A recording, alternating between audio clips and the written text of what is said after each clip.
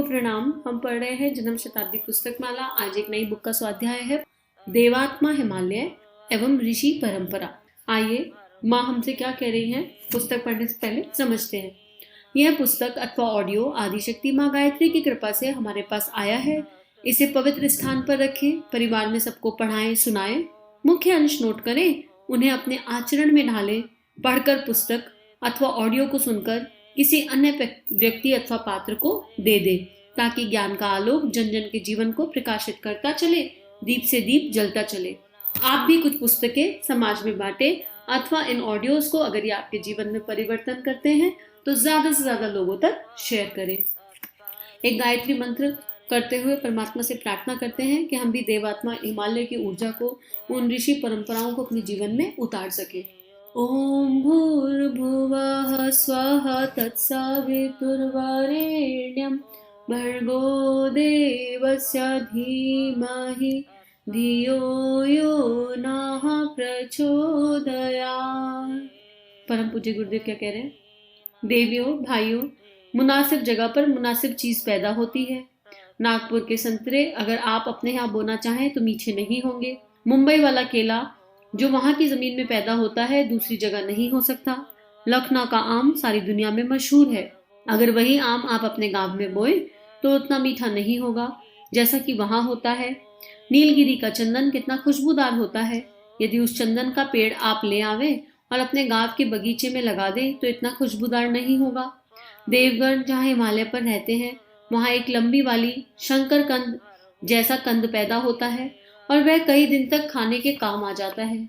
उसी शकरकंद का बीज आपको दे दें तो और आप बोलें नहीं, वह पैदा नहीं होगा।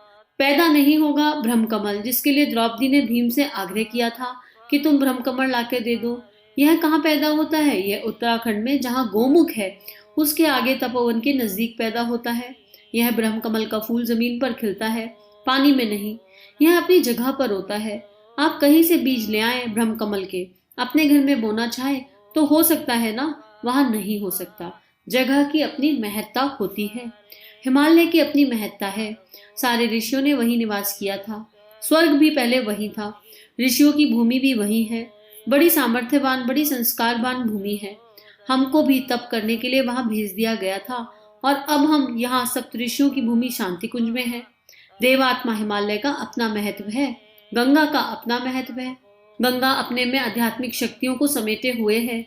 यह न केवल उसके पानी के पीने के पानी में है, बल्कि वहां जाकर वह जहां होकर बहती है वहां का वातावरण भी कुछ विशेष होता है। सप्त ऋषियों की भूमि, जहां सातों ऋषियों ने तपश्चर्या की थी और जो अभी भी ऊपर आसमान में दिखाई पड़ते हैं, उनकी जो भूमि है सप्तऋषि भूमि, वह भी यही है जहां आपका शांति कुंज बना हुआ है। और भी गंगा के किनारे बहुत से ऐसे स्थान हैं जहां सिंह और गाय कभी एक घाट पर पानी पीने लगते थे। ऐसे प्राणवान स्थान भी होते हैं और सिद्ध पुरुष भी होते हैं। हम यहाँ ऐसे स्थान पर ही आए हैं। यहाँ आकर हमने आपकी भावनाओं को दिव्यता का स्मरण कराने के लिए देवात्मा हिमालय का एक मंदिर बना दिया। हिमालय का मंदिर कहीं और आपको नहीं मिलेगा। लोगों ने देवताओं के मंदिर बनाए, अमुक के मंदिर बनाए, तमुक के मंदिर बनाए, पर हिमालय का मंदिर सिर्फ आपको यही देखने को मिलेगा। हमने यह भी बनाया। यह सप्तऋषियों की भूमि है। सप्तऋषियों की भूमि और कहाँ है आप बताइए? कहीं नहीं, मात्र यहीं पर जहाँ आज शांति कुंज बना हुआ है। गंगा पहले यहीं पर बहती थी, यहाँ से थोड़ी सी जमीन भर गई, इसलिए शांति कुंज वाली जमीन जो पानी हजारों वर्षों से बहता था वह बंद नहीं हुआ, वह धारा अभी भी बह रही है। उसके लिए सामने रास्ते बना दिए गए हैं। अब गुरुदेव इस पूरे स्वाध्याय में हमें समझा रहे हैं जगह का महत्व। अब जहाँ ठंड है वहाँ ठंड है और जहाँ गर्मी है वहाँ गर्मी है। ठंड में स्वेटर नहीं ठंड में जो है बिना स्वेटर के नहीं रहा जा सकता, और गर्मी में अगर जरा सा भी स्वेटर पहन लें या थोड़ी भी हैवी कपड़ा पहन लें तो दिक्कत होगी।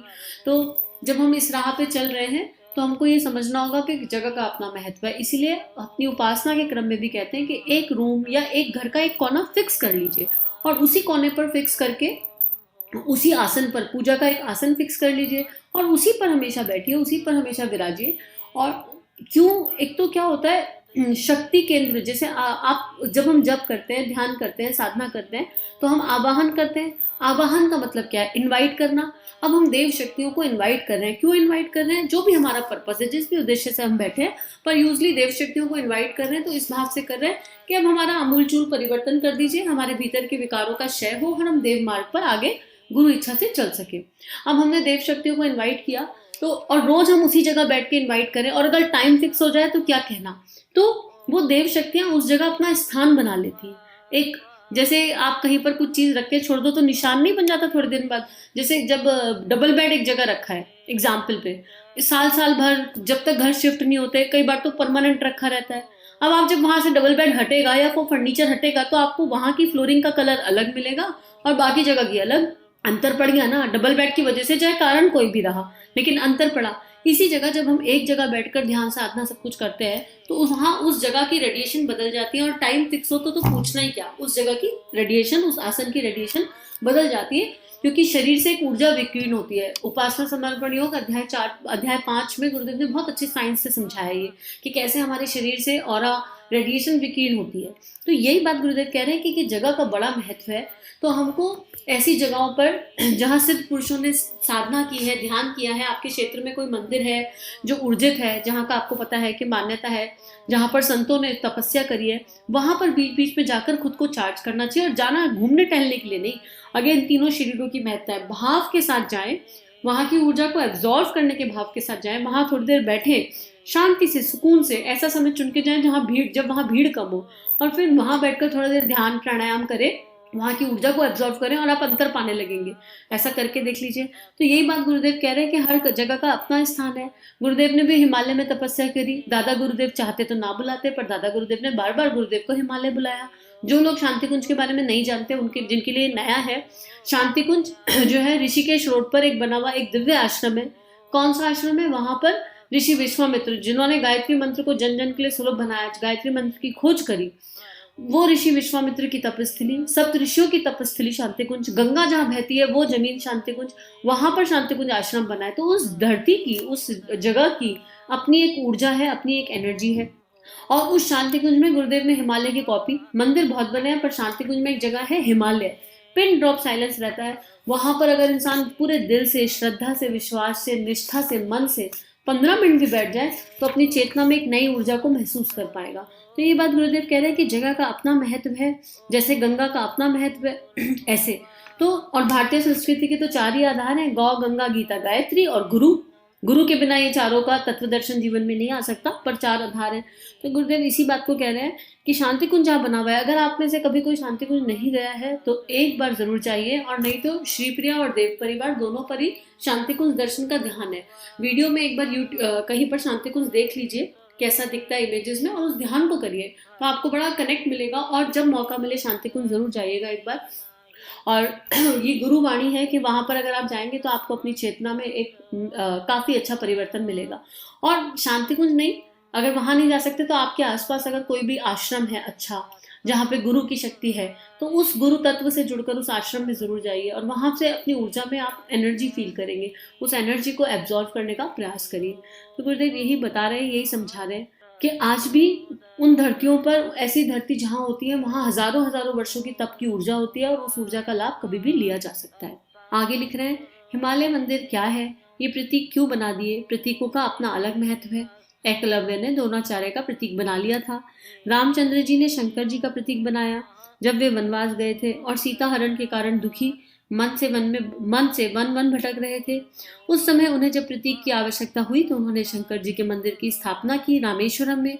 ये सब प्रतीक हैं, जैसे तिरंगा झंडा अपना राष्ट्रीय प्रतीक। कम्युनिस्टों का भी झंडा होता है। लोग कहते हैं कि वे प्रतीकों को नहीं मानते। कैसे नहीं मानते? लाओ हम उनके झंडे को उखाड़ फेंके, फिर देखो क्या होगा। मुसलमान भी प्रतीकों को नहीं मानते। क्या है मक्का मदीना? मक्का मदीना में प्रतीक ही तो रखा हुआ है जिसका वे चुंबन लेते हैं। समझ देवात्मा हिमालय का मंदिर कहीं नहीं था। भारतवर्ष का यह एक बेहद बड़ा अभाव है, वह हमने दूर किया ताकि साधना की दृष्टि से कोई आदमी आना चाहे तो इस स्थान पर आकर महत्वपूर्ण लाभ उठा सके, इसलिए यह बनाया गया है। मुनासिब जगह पर मुनासिब काम होते हैं। हिमालय में बहुत सारे ऋषि रहते हैं और जो भी ऋषि आए वे सब हिमालय से आए। उन्हीं ऋषियों का स्मरण दिलाने के लिए हमने कोशिश की कि जो उन्होंने काम किए थे उनको समेट करके पूरा न सही थोड़ा थोड़ा काम करें तो अच्छा होगा। हमने वही किया। व्यास जी ने 18 पुराण लिखे थे, दर्शन भी लिखे थे। पुराणों और दर्शनों को हम लिख तो नहीं सके, पर हमने उनका अनुवाद किया, वेदों का अनुवाद किया। व्यास जी ने जो काम किए थे उस रास्ते पर हम भी चले। और यहाँ जब आप शांति कुंज में आएंगे तो देखेंगे कि उसकी निशानी यहाँ पे भी विद्यमान है। महर्षि पतंजलि ने गुप्त काशी में रहकर योगाभ्यास किया। आप जब आएंगे तो देखेंगे यहाँ जो कल्प साधना शिविर कराए जाते हैं, अन्य दूसरे शिविर कराए जाते हैं, और यहाँ योगाभ्यासों का, प्राणायाम का विधि विधान सिखाया जाता है, वह हमने भी किया और आपको भी सिखाते हैं। पुराने जमाने के ऋषियों में याज्ञवल्क्य का महत्वपूर्ण स्थान है। उन्होंने यज्ञ के संबंध में शोध की। यज्ञ से किस तरीके से मनुष्य के शारीरिक और मानसिक रोगों का निराकरण होता है, यज्ञ से किस प्रकार पृथ्वी का वातावरण को ठीक किया जा सकता है और वो किया जाना संभव है, ऐसी बहुत सी बातों की महत्ता थी। लेकिन लोग उस महत्वपूर्ण यज्ञ को भूल गए। ऐसे ही हवन कर लेते थे सुगंध फैलाने के लिए। हमने फिर उसको जीवित किया शोध करके, जैसे कि याज्ञवल्क्य ऋषि ने किया। लगभग उसी तरीके से यहाँ शांति कुंज में भी हमने कोशिश की कि वह परंपरा चलती रहे। शांति कुंज एक देव स्थान है और गुरुदेव ने अपने तप की शक्ति से, अपने समर्पण निष्ठा की शक्ति से, दादा गुरुदेव के प्रति और अपने श्रम की शक्ति से इतने श्रेष्ठ कार्य किए और सारे ऋषियों की, सप्त ऋषियों की परंपरा को जीवित किया। तो गुरुदेव यही बता रहे हैं। पहले तो हिमालय का मंदिर, प्रतीक का अपना महत्व है। जैसे हमारे माता पिता का फोटो है, हमें देख के पुराने मेमोरी देख के स्माइल भी आ जाती है, गुस्सा भी आ जाता है, याद भी आ जाती है।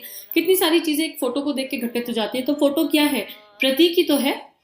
आप किसी फोटो पे थूक थोड़ ना सकते हो। अगर आपके माता पिता का है या आपकी किसी स्वधंधी का है, अगर हम कोई आपसे कहे थूक दो, ये विवेकानंद जी ने एक राजा को एग्जाम्पल दिया था, तो हम नहीं कर सकते ना, क्योंकि हमारा भाव वहां जुड़ गया। तो इसी तरह हर चीज के प्रतीक का अपना महत्व है, क्योंकि अभी हमारी चेतना निराकार में नहीं रुकी, साकार है, और उस प्रतीक से ही भगवान प्रकट हो जाते हैं, ईश्वर प्रकट हो जाते हैं। तो गुरुदेव यही कह रहे हैं कि हर चीज है और हर चीज का अपना महत्व है। और शांति कुंज में सारी ऋषि परंपरा को जीवित करने का प्रयास किया गया। तो उस ऋषि परंपरा को कैसे जीवित किया? गुरुदेव कह रहे हैं हमने व्यास किया, हम महर्षि व्यास के पद चिन्हों पर चले। उन्होंने जो है पुराणों और दर्शनों को लिखा, तो उन्होंने अनुवाद किया। 3200 किताबें लिख कर गए गुरुदेव। हम 3200 किताबें पढ़ नहीं सकते एक जीवन काल में। हम 32 किताबें भी ढंग से पढ़ के अगर जीवन में उतार लें तो बहुत बड़ी बात है। कोई ऐसा टॉपिक नहीं है जिस पर पंडित श्री राम शर्मा आचार्य ने लिखा ना हो। आप देख लीजिए रिसर्च करके। उसके बाद गुरुदेव कह रहे हैं कि आप जब शांति कुंज जाओगे तो आपको सप्तऋषियों का जीवन मिल जाएगा। वहां पर बहुत सुंदर एक मंदिर भी है जो सप्तऋषि मंदिर है, और वहां पर एक्चुअली सप्तऋषि है, उनकी चेतना को आवाहित किया गया है। जब वहां बैठो, ध्यान करो तो वो फील होता है। तो इसी तरह गुरुदेव कह रहे हैं कि महर्षि पतंजलि में रहकर योगा अभ्यास किया। खुद मैंने देव संस्कृति विश्वविद्यालय से योगा का 1 साल का कोर्स किया, and I can feel the books, I can feel कि उन्होंने क्या सिखाया, क्या समझाया, कैसे चेतना में परिवर्तन आया। इतने शिविर होते हैं, कायाकल्प के शिविर, आप ऑनलाइन जाके ढूंढेंगे तो आपको शिविर मिल जाएंगे। बहुत सारे शिविर चलते हैं, ऑनलाइन रजिस्ट्रेशन किया जा सकता है, और बिल्कुल जैसी परिस्थिति होगी उसी हिसाब से आपको रजिस्ट्रेशन मिल जाएंगे। तो वही गुरुदेव कह रहे हैं कि यज्ञ, इतना दिव्य यज्ञ शांति कुंज में होता है, और अखंड अग्नि शांति कुंज में चल रही है, और उसी अखंड अग्नि के चारों तरफ यज्ञ वेदी, यज्ञ कुंड बने हुए हैं, और डेली यज्ञ होता है, लेकिन पूरे साइंस के साथ होता है। यज्ञ का पूरा विज्ञान बताया गया है, जैसे महर्षि याज्ञवल्क्य ने किया।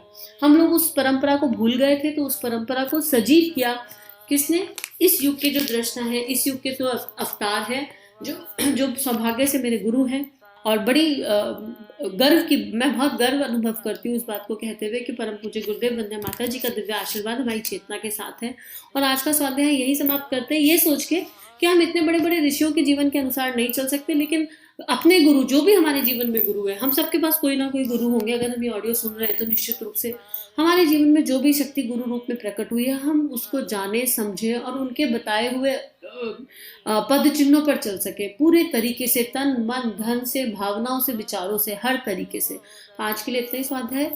सभी को प्रणाम। हम सभी का जीवन गुरु तत्व के सूक्ष्म सानिध्य। हमारे YouTube चैनल को सब्सक्राइब कीजिए और बेल आइकन पर क्लिक कीजिए ताकि आने वाली सभी वीडियो की नोटिफिकेशन आपको मिलती रहे। आप सभी को बहुत बहुत थैंक यू।